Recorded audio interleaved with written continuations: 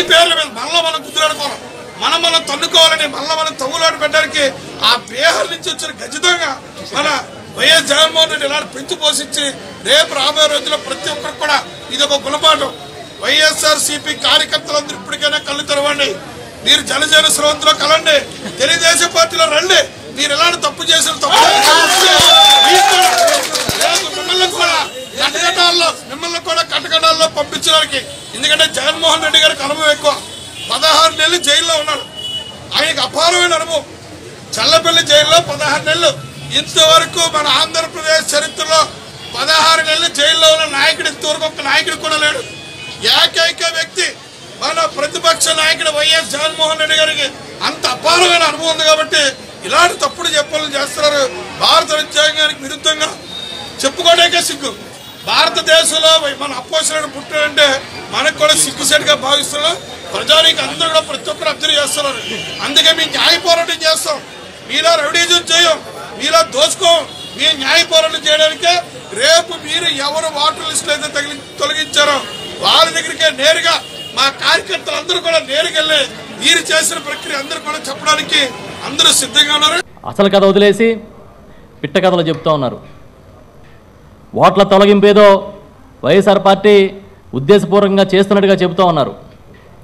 మా నాయకుడు జగన్మోహన్ రెడ్డి గారు కేంద్రంలో ఎలక్షన్ కమిషన్ కలిసి 59 లక్షల బోగస్ ఓట్లు, డూప్లికేట్ ఓట్లు ఈ రాష్ట్రంలో ఉన్నాయి.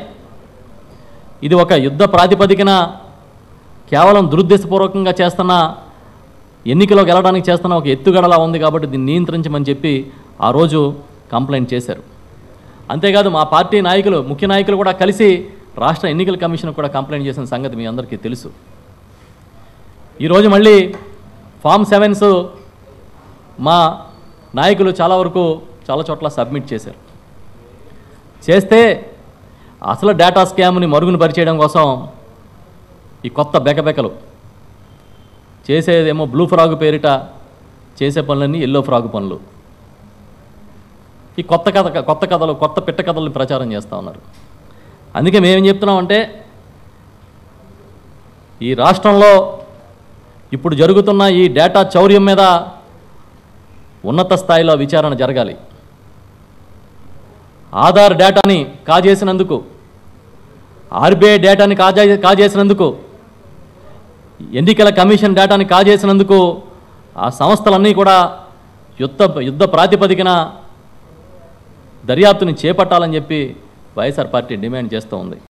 ప్రసాద్ ఈశ్వరన్న బీహారీ గోండాన్ని తీసుకొచ్చి భారతదేశంలో ఎక్కడ కనీవిని ఎరగని రీతిలో సైబర్ క్రైమ్ 3 నెలల క్రితం వైసీపీ కార్యకర్తలందరినీ తెలుగుదేశం కార్యకర్తలు గుర్తించమని వాళ్ళ ట్రైనింగ్ క్లాస్లో తెలుగుదేశం కార్యకర్తలందరూ కూడా వాటర్ లిస్ట్ వాళ్ళ పేర్లు రికార్డ్ చేయమని మార్క్ చేసిన తర్వాత వాళ్ళ వైసీపీ కార్యకర్తల డేటా వాళ్ళ దగ్గర Aadhaar card, voter ID number base చేసుకుని వాళ్ళ పేర్ల మీద వాళ్ళ వైసీపీ కార్యకర్తలకు కూడా తెలియకుండా వాళ్ళే కంప్లైంట్ ఇచ్చి మా నియోజకవర్గ అనకాపల్లి శాసనసభ నియోజకవర్గం 10,200 మంది డిలీట్ చేయడం జరిగింది. ఆల్రెడీ మా అనకాపల్లి ఆర్డీఓ రిటర్నింగ్ అధికారి కూడా కంప్లైంట్ జరిగింది. Hi friends, this is Abhi. Please subscribe to Vishaka View YouTube channel. Please subscribe to Vishaka View. Hi everyone, this is Yashwant here. Please like, share and subscribe Vishaka View. Please like, share and subscribe Vishaka View. So my homeland Visakhapatnam. I love Vizag. Please subscribe Vishaka View. Thank you. Thank you.